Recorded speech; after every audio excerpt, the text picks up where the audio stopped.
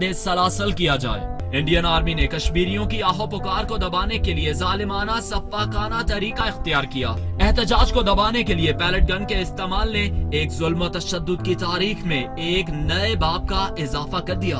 Indian forces की जानिब से पैलेट गन के इस्तेमाल ने कश्मीरियों की शक्लें बदल दी और उनकी आंखों के नूर ही छीन लिए। न्यूयॉर्क टाइम्स के मुताबिक जुलाई से अब तक 500 से 70 से जायद अफराद पैलेट गन के इस्तेमाल के बाद अपनी आंखें खो चुके हैं। ये मोहलिक पैलेट गन हर 2 घंटे में एक आंख की बीनाई छीन लेती है। इंडियन आर्मी ने सिर्फ अगस्त में 5000 कनस्तर और 20 लाख से जायद शर्रे निहत्ते कश्मीरियों पर दागे।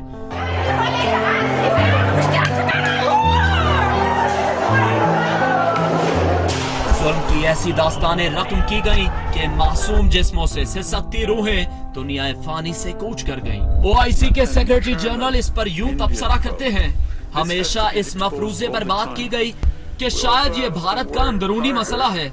ये कभी उनका अंदरूनी मसला था ना है। जन्नत जहन्नम बन चुकी दुनिया कब ख्वाब गफलत से बेदार होगी।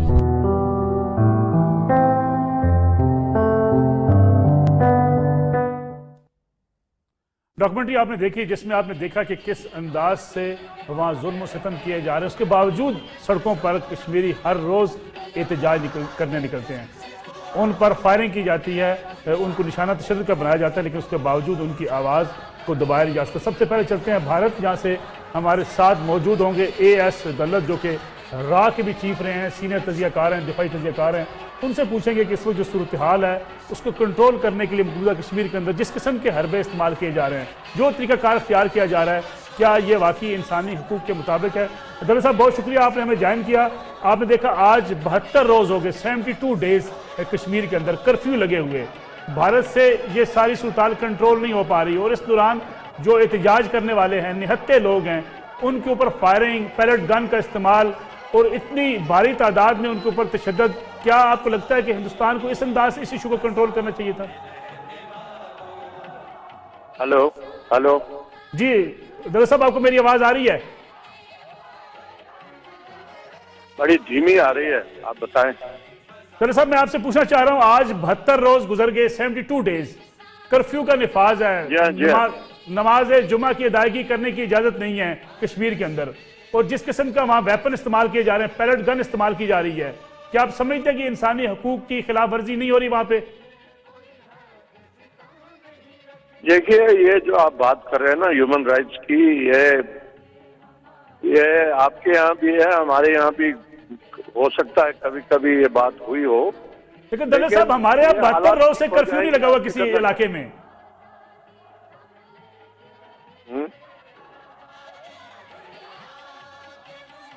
हेलो दौलत साहब, मैंने कहा हमारे यहाँ 72 रोज से किसी इलाके में कर्फ्यू नहीं है।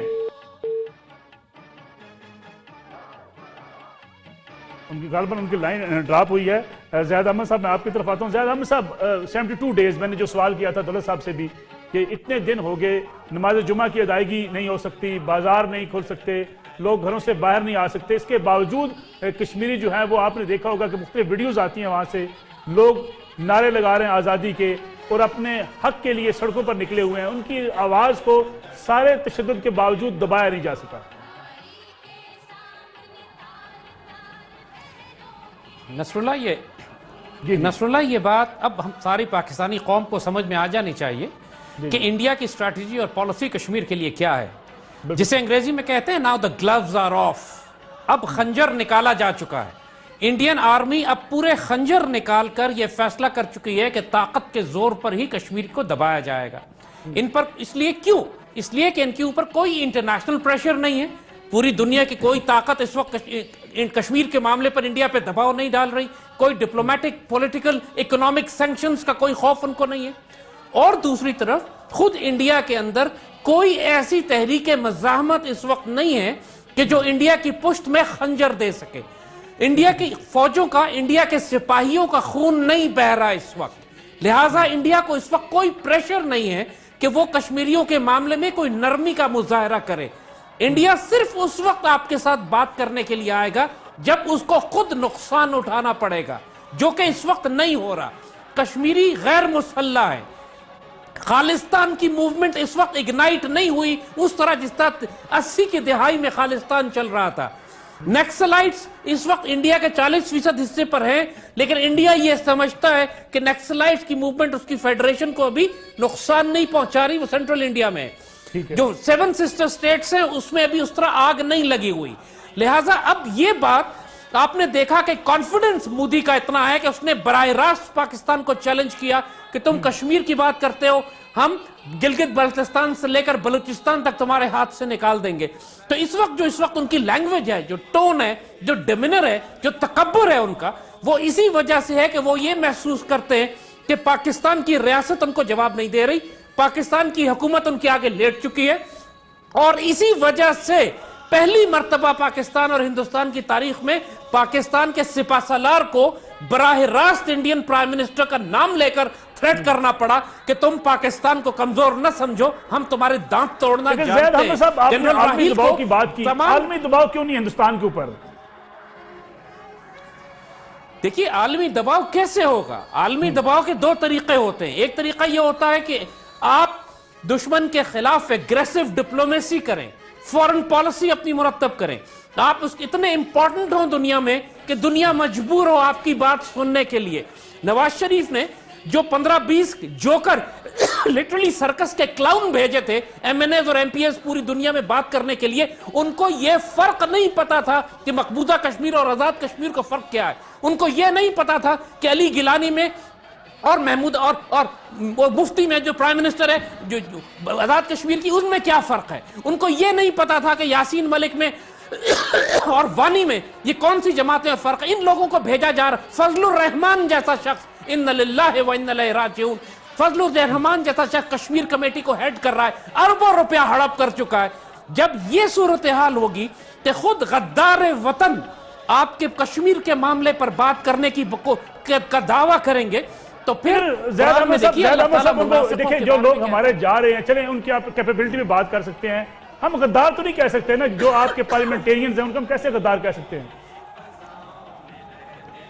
دیکھیے میدان جنگ میں آپ ان کو غدار نہ کہیں, لیکن جو عمل ان کا ہے وہ غداری ہے. اور کوتاہی ہو سکتی کس کو کہتے ہیں؟ کوتاہی ہو سکتی ہے کسی کی, آپ اس کی ایبلٹی پہ بات کر سکتے ہیں. دیکھیے یہ ایک آدمی, اس کا ٹریک ریکارڈ ہے. کیا ایم کیو ایم پاکستان کی سیاسی جماعت پوری قوم, حالانکہ پاکستان کی 3ری 4تھی بڑی سیاسی جماعت ہے, کیا پوری پاکستانی قوم آج اپنی آنکھوں سے نہیں دیکھ سکی کہ یہ غدار وطن ہے؟ یہ نیشنل اسمبلی میں ہے, پارلیمنٹ میں ہے, ان کا میئر ہے, اس کے باوجود یہ ننگ ملت, ننگ قوم, غدار وطن ہے, غدار ملت ہے. اس میں کس کو شک ہے؟ کچھ لوگ ہیں جو اگر پاکستان کے خلاف کام کرتے ہیں, آپ آئیڈینٹیفائی کرتے ہیں جن لوگوں کو, ان کو بھی ہم کہہ سکتے ہیں. باقی ہم پوری جماعت کسی کو تو نہیں کہہ سکتے. دیکھیے اگر الطاف حسین را کے لیے کام کر رہا ہے اور خود اس کی اپنی جماعت کے لوگ کہہ رہے ہیں کہ را کے لیے کام کر رہا ہے, پھر ایم کیو ایم میں کیا باقی رہ جاتا ہے؟ اور فضل الرحمان کے بارے میں کون نہیں جانتا کہ یہ مولوی اپنی عزت, اپنی آبرو, اپنا سب کچھ, اپنا ضمیر, اپنی آخرت پیسے پہ فروخت کرتا ہے. رقم بڑھاؤ نواز شریف, ہم تمہارے ساتھ ہیں, اس کا قومی ترانہ ہے. تو اور اس شخص کو آپ نے کشمیر کمیٹی کا سربراہ بنایا ہوا ہے. زیادہ ہم اس طرف آتے ہیں کہ ہندوستان کے جو مظالم ہیں, آپ دیکھتے ہیں کہ جو خاص طور پہ دنیا میں انسانی حقوق کی تنظیمیں ہیں, خاص طور پہ ان کو یہ مظالم نظر کیوں نہیں آتے؟ دیکھیے انڈیا اس وقت ان کے لیے ایک اسٹریٹجک پارٹنر ہے. آپ اس وقت دیکھ رہے ہیں کہ انڈیا اور امریکہ کا مطلب ہے یونائٹڈ نیشنز کا, اس کا مطلب ہے یورپین یونین کا, کیونکہ مغرب کی جوڈو کرسچن سیولائزیشن یہ ایک تہذیب ہے. اور اس وقت یہ چائنا کے خلاف اور اسلامک ایکسٹریمزم جس کو یہ کہتے ہیں, اس کے خلاف جو ان کو نیا اتحادی ملا ہے ایشیا میں, وہ انڈیا ہے. اور آپ دیکھ رہے ہیں کہ کس طرح مودی اس وقت آنکھوں کا چہیتا بنا ہوا ہے, حالانکہ یہی وہ درندہ مودی تھا جس کو پوری دنیا میں ویزے نہیں دیے جاتے تھے کہ اس نے ہزاروں انسانوں کو زندہ جلایا تھا, یہ وار کرمنل کنسیڈر کیا جاتا تھا. آج چہیتا بنا ہوا ہے. یہ اسٹریٹجک الائنمنٹس ہیں, یہ اسٹریٹجک پارٹنرشپس ہیں جو بنتی ہیں, اور اس کے مقابلے پر آپ کو اپنا انفلوئنس استعمال کرنا ہوتا ہے. پاکستان کو دنیا کی طاقتوں, آپ کو ایران, روس, چین, ترکی, سعودی عرب, یہ بڑے بڑے جو ملک اس خطے کے ہیں, ان کو آپ کو اپنی طرف ملانا چاہیے تھا. اور ہوا کیا؟ آپ نے دیکھا کہ سعودی عرب آپ کا دوست, اس کو انڈیا ہائی جیک کر کے لے گیا, ایران کو ہائی جیک کر کے لے گیا, یہ افغانستان آپ کا مخالف ہے، بنگلہ دیش آپ کا مخالف ہے، امریکہ آپ کا مخالف ہے، یو این آپ کا مخالف ہے، یورپین یونین آپ کا مخالف ہے، آپ اور چائنا اکیلے کھڑے رہ گئے اس وقت۔ بالکل ٹھیک ہے، اور چائنا اس وقت جتنا کر سکتا ہے آپ کے لیے کر رہا ہے، لیکن that is not enough. India پہ کوئی ڈپلومیٹک پولیٹیکل اکنامک پریشر نہیں ہے۔ جی بالکل ٹھیک ہے۔ جنرل عبدالقیوم صاحب نے ہمیں جوائن کیا، دفاعی تجزیہ کار ہیں سینٹر عبدالقیوم صاحب۔ جنرل صاحب آپ کا بہت شکریہ، آپ نے وقت دیا۔ جنرل صاحب جو اس وقت صورتحال ہے کشمیر کی، اگر اس کا ہم تجزیہ کریں، کتنے روز گزر گئے، کرفیو کے نافذ ہے وہاں پہ، اس کے باوجود وہاں کے مسلمان اپنے لیے اپنے حق کے لیے آواز اٹھا رہے ہیں، لیکن بھارت کے کانوں پہ جوں تک نہیں رینگ رہی۔ ہلکے پھلکے بیانات آئے، OIC سے آئے، UN سے آئے، لیکن اس میں بھی کوئی بھارتی وزیر اعظم کی جو ڈھٹائی ہے وہ بالکل آپ کے سامنے ہے۔ اور خاص طور پہ جو بات کی جاتی ہے پاکستان کی، کہ پاکستان کشمیر کے مسئلے کو صحیح طریقے سے پریزنٹ نہیں کر سکا، اس لیے پاکستان آئسولیشن کا شکار ہے۔ کیا آپ اس سے اتفاق کرتے ہیں؟ دیکھیں، میں یہ کہنا چاہتا ہوں کہ پاکستان میں ہر حکومت نے، خواہ وہ فوجی تھی یا غیر فوجی تھی، انہوں نے ایک اپنی ایفرٹ کی اپنی بساط کے مطابق، جی ٹھیک ہے، لیکن یہ جو کشمیر کا مسئلہ حل نہیں ہوا، اس کا قصور پاکستان کا نہیں ہے کہ پاکستان پروجیکٹ نہیں کر سکا۔ یہ انڈیا کا، جیسے آپ نے بڑا رائٹلی کہا، ایک ہٹ درمی ہے، ایک بدنیتی ہے، ایک وہ جو یونائٹڈ نیشن کے ساتھ نہرو نے ایک اپنے طور کے اوپر خود لے کے مسئلے کو گئے اور خود وہاں جا کے جب ریزولوشن آئے تو پھر بیک آؤٹ کر گئے، خود ٹیلی گرامز دی کہ ہمارا یہ وعدہ صرف کشمیریوں کے ساتھ نہیں اور پاکستان سے نہیں بلکہ پوری دنیا سے ہے، اور آلدو یہ ہمیں ناگوار گزرے گا but yet with a heavy heart ہم اس کو ایکسیپٹ کریں گے۔ تو مسئلہ یہ ہے کہ دنیا کے ڈبل سٹینڈرڈز ہیں، ان کے اپنے مفادات اور انٹرسٹ ہیں۔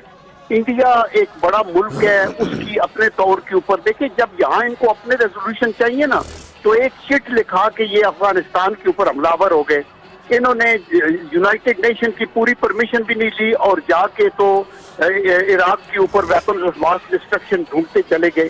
تو یہ مسائل جو ہیں یہ دنیا کے ڈوئل سٹینڈرڈز ہیں، اس لیے ہمیں صرف سیلف بیشنگ نہیں کرنی چاہیے کہ ہماری صفوں میں ہی سارے غدار ہیں، ہم سب سے خراب ہیں۔ دیکھیں، ہم تھرڈ ورلڈ کنٹری کے ایک ملک ہیں، ہم نے اللہ کا کرم اپنی ایفرٹ کی، اس میں بہت سی کوتاہیاں ہوئی، بہت سے یعنی ٹائم گزرا اس کے اندر۔ میں نے تو یہ تقریباً 66 سے میں آرمی میں ہوں، چاروں میں نے مارشل لا بھی دیکھے، سول حکومتوں کی کمزوریاں بھی دیکھی ہیں، دنیا کی تقریباً 60 ممالک میں گیا، یہ نیو یارک میں یہ یونائٹڈ نیشن کی بہت سے اجلاس میں نے اٹینڈ کیے ہیں۔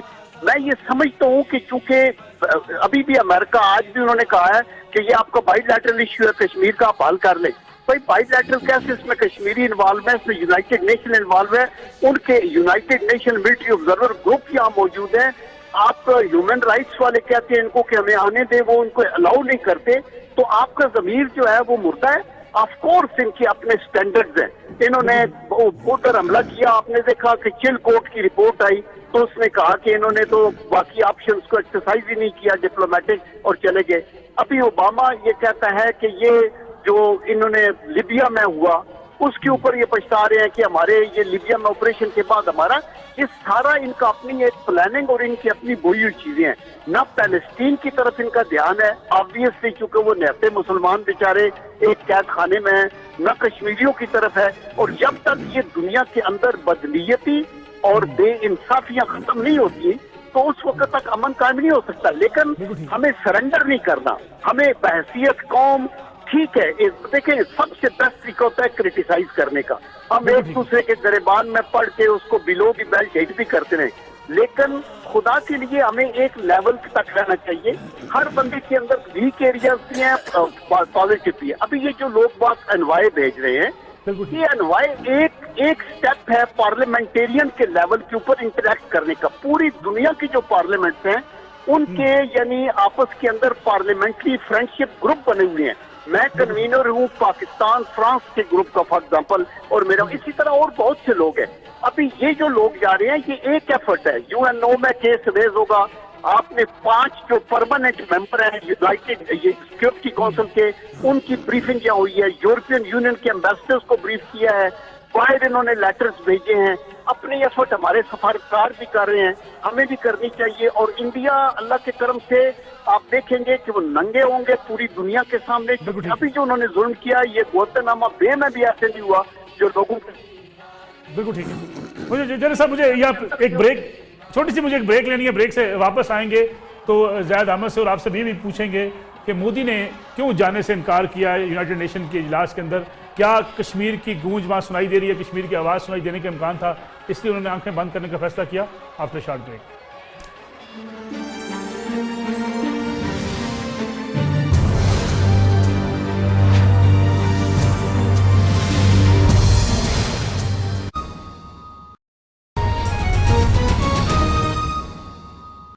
اب کار میں 1 سال مفت تبدیلی کی گارنٹی کے ساتھ. وولٹا، جگاڑ کا توڑ.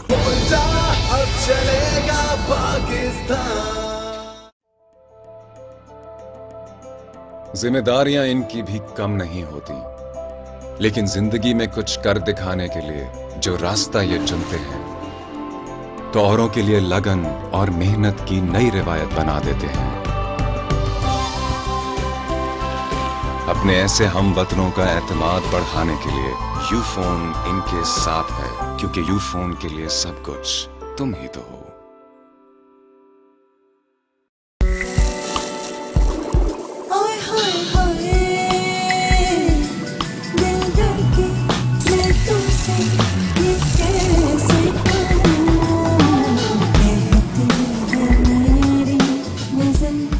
Coca-Cola, 0 calories.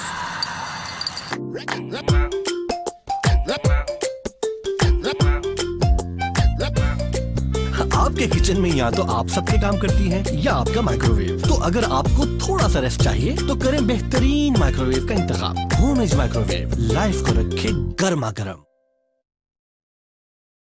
آئے ہو میری انسانی حقوق کونسل کے اندر یو این اے کی وہاں پہ جو سارا کیس ہے کشمیریوں کا، خاص طور پہ جو ریسنٹ مظالم ہے کشمیریوں کے اوپر جو ڈھائے جا رہے ہیں، بیلٹ گن کا استعمال کیا جا رہا ہے، 570 سے زائد افراد اپنی آنکھوں کی بینائی کھو بیٹھے ہیں. اس کیس کو وہاں پہ یو این کونسل کیسے دیکھتی ہے؟ ملک صاحب، اس دفعہ تو کشمیریوں نے اپنے بازو کے زور سے جو ہے اپنا مقدمہ جو ہے وہ بہت آگے لے جا چکے ہیں. اور پچھلے 50 سال میں جو کام نہیں ہو سکا وہ کام یہ تھا کہ یو این میں جو ہے یو این میں انڈیا کے خلاف بات ہو اور یو این کے اعلیٰ عہدیداران جو ہے یہ بات کریں.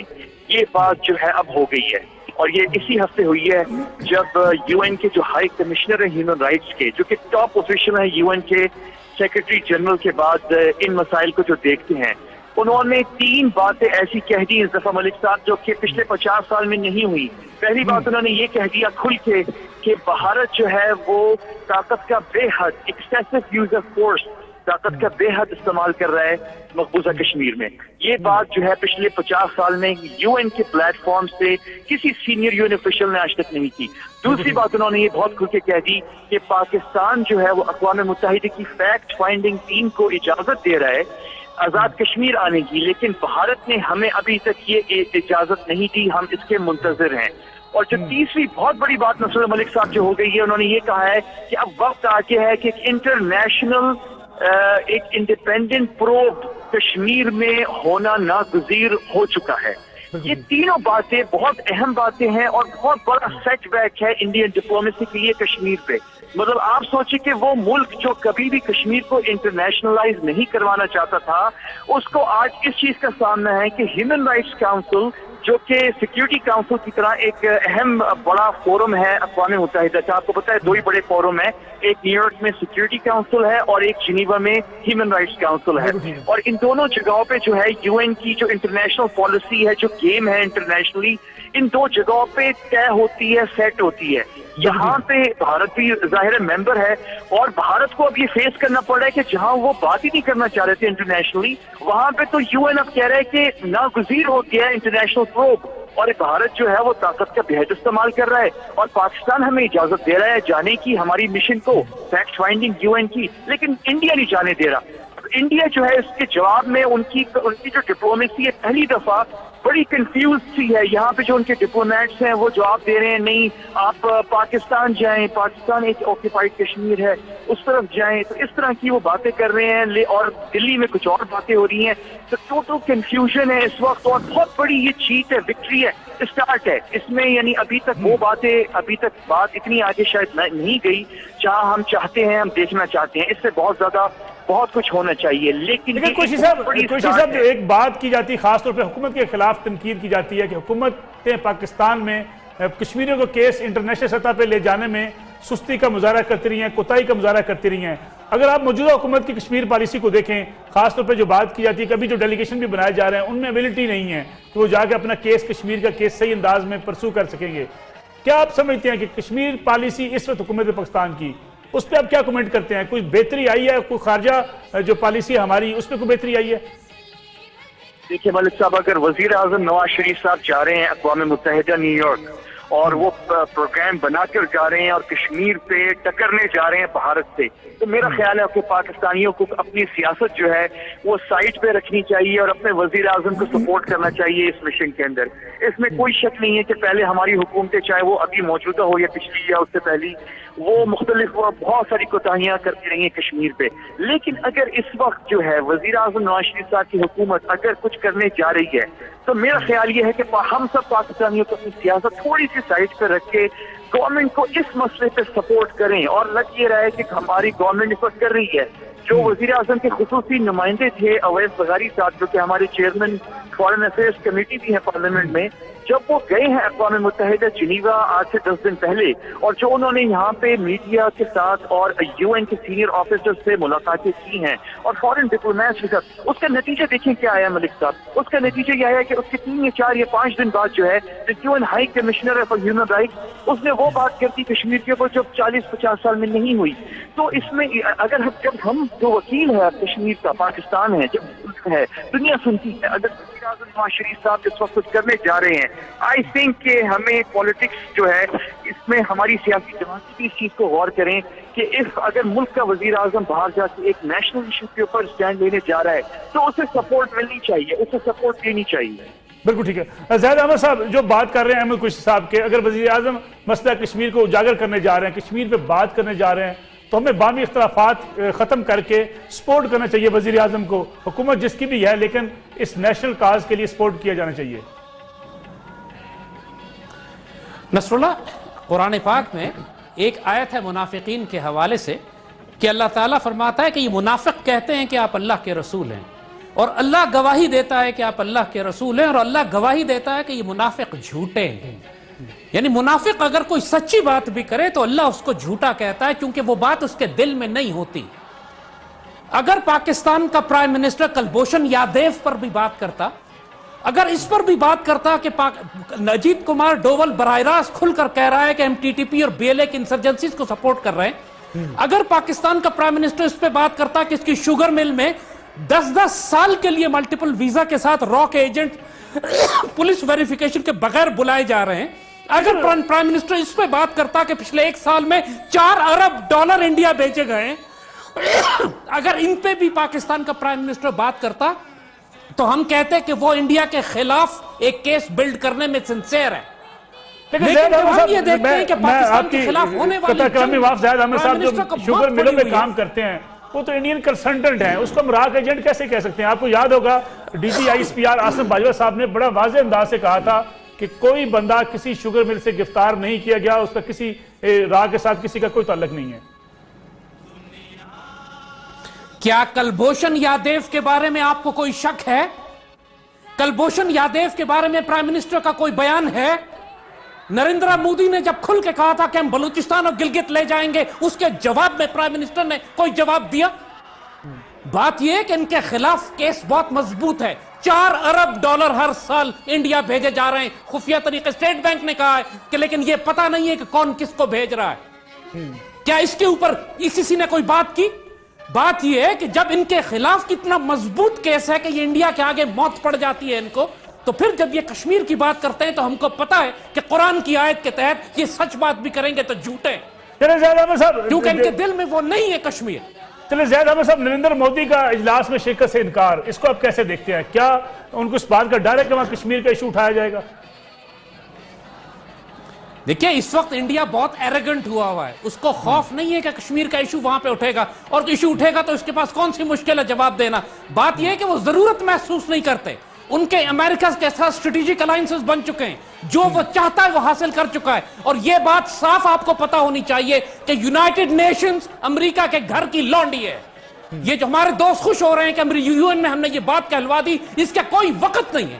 یہ ذلیل و رسوا کر دیا UN نے مسلمان امت کو. کون سا مسئلہ ہے مسلمان امت کا جو UN حل کرے گی؟ وہ مسلمان احمق ہوگا جو یہ سمجھتا ہے کہ UN مسلمانوں کے مسئلے حل کرائے گی اور اس کے کسی بیان دینے کی وجہ سے پاکستان کا کیس مضبوط ہو گیا. ہمارا کیس تلوار سے مضبوط ہوگا.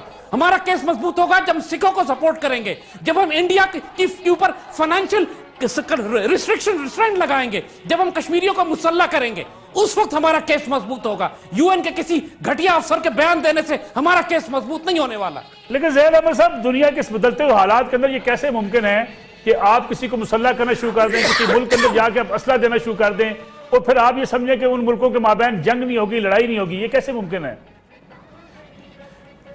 نصر اللہ, ہم پشتوں کی ایک کہاوت ہے کہ غریب تو تجھے اللہ نے بنایا, تجھے بغیرت کس نے بنایا ہے. جب نریندر مودی کھل کر کہہ رہا ہے کہ ہم بلوچستان میں مداخلت کریں گے, ہم فاٹا میں مداخلت کریں گے, ہم گلگت بلتستان میں کر رہے ہیں, اس کے بعد کلبھوشن یادیو پکڑا جاتا ہے, ڈوول منہ سے کہہ رہا ہے کہ ہم 1 لاکھ پاکستانی شہید کروا چکے ہیں, اس کے بعد ہم اتنے بغیرت کیسے ہو گئے کہ ہم اس بات کو کہیں کہ ہم انڈیا میں اگر کریں گے تو جنگ ہو جائے گی؟ انڈیا کو تو خطرہ نہیں ہے جنگ ہونے کا, وہ تو جنگ کر رہا ہے آپ کے ساتھ. ہمارا ایمان, ہماری غیرت, ہماری عزت کدھر چلی گئی کہ ہم اپنے آپ کو رسوا کرتے چلے جا رہے ہیں اس خوف سے کہ جنگ ہو جائے گی؟ جنگ ہے تو پھر جنگ ہے, کرو ایک دفعہ ختم کرو اس کو. اتنی رسوائی اور ذلت کی کیا ضرورت ہے؟ استغفر اللہ.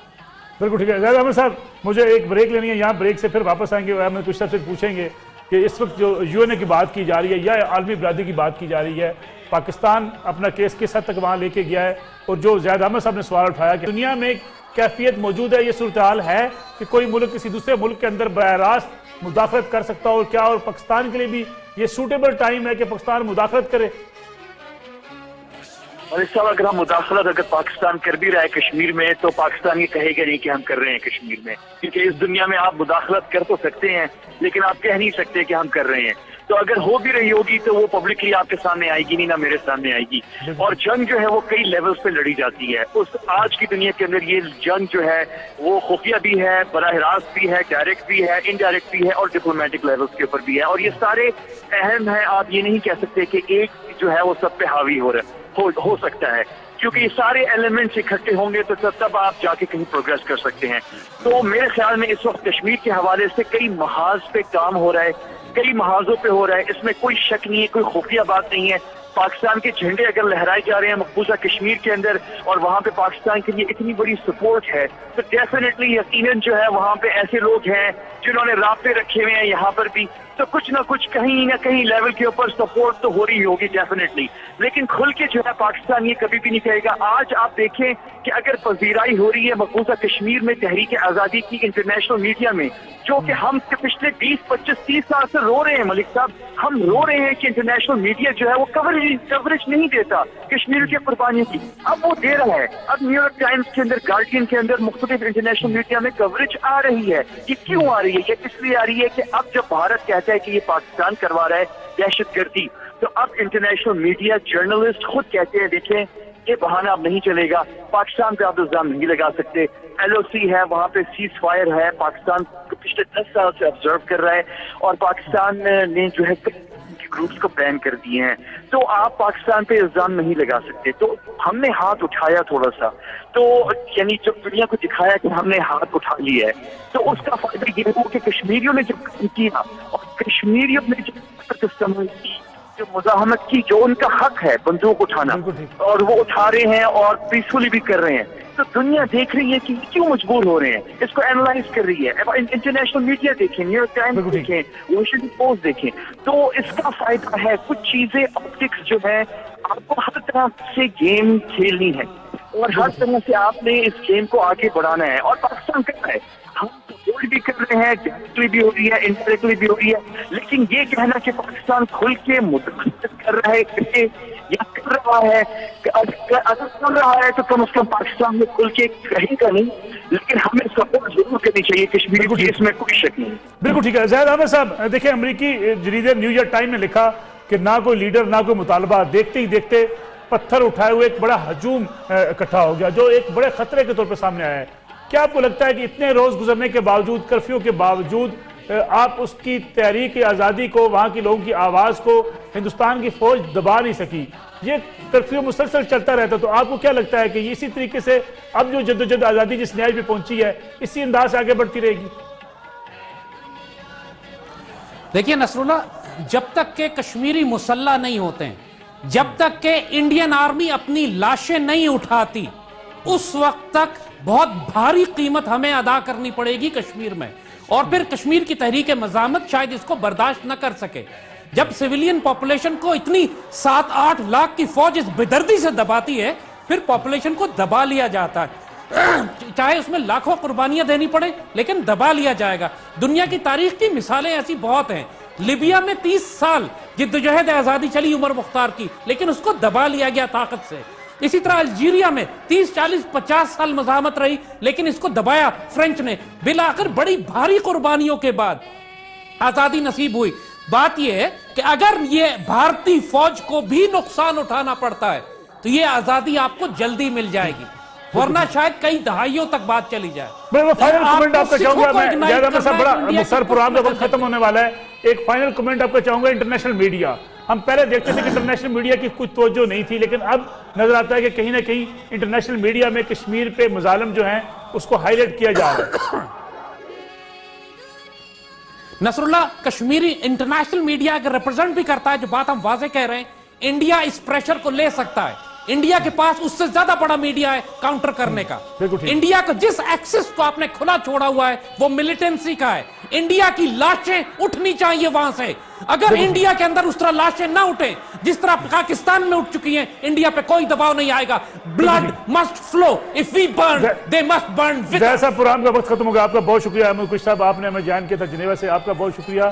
جنرل عبدالقیوم صاحب ہمارے ساتھ موجود تھے، ان کا بھی بہت شکریہ۔ ایس دولت صاحب سے ہم نے بات کرنے کی کوشش کی، بات ہو نہیں سکی جب ہم ان سے پوچھا کہ پاکستان میں تو کوئی ایسا ایریا نہیں ہے جہاں 72 روز سے کرفیو لگاؤ، غالباً اس کے بعد انہیں فون اٹھانا گوارا نہیں کیا۔ ناظرین، یہ آج کا پروگرام تھا جس میں ہم نے بات کی کشمیر کے لیے۔ کشمیری قوم اپنی قربانیوں سے دنیا کو جگانے کی کوشش کر رہی ہے، ہم بھی جاگتے رہے، پاکستانی میڈیا بھی جاگتا رہے، ان کی آواز دنیا تک پہنچاتا رہے، تبھی ہم پاکستانی ہونے کا اپنا حق ادا کر سکتے ہیں۔ السلام علیکم، اجازت دیجیے، اللہ نگہبان۔